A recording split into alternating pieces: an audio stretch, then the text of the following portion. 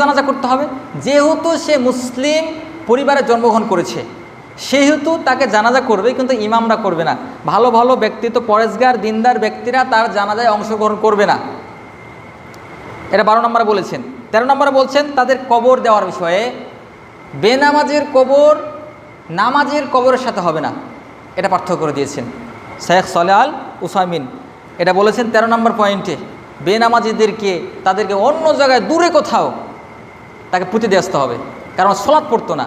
যে সলাৎ পড়ে না সে তো কাফের, যে সলাৎ পড়ে না সে তো কাফের। তাহলে তাকে কি করা যাবে না? নামাজি যারা সলাৎ পড়ে তাদের গোরস্থানে তাদেরকে দাফন করা যাবে না। এটা 13 নম্বর আলোচনা করেছেন। তাদের কবরের অবস্থা হবে খুব ভয়ঙ্কর, তাদেরকে এত জোরে হাতুড়ি দিয়ে বাড়ি দেওয়া হবে, তাদের হাড় হাড্ডি মাটির সাথে মিশিয়ে যাবে, অনেক কঠিন আযাব হবে তাদের কবরে। এবং তাদের হাসর পরকাল হবে ফিরাউন, কারুন, হামান এদের সাথে তাদের পরকাল হবে। এবং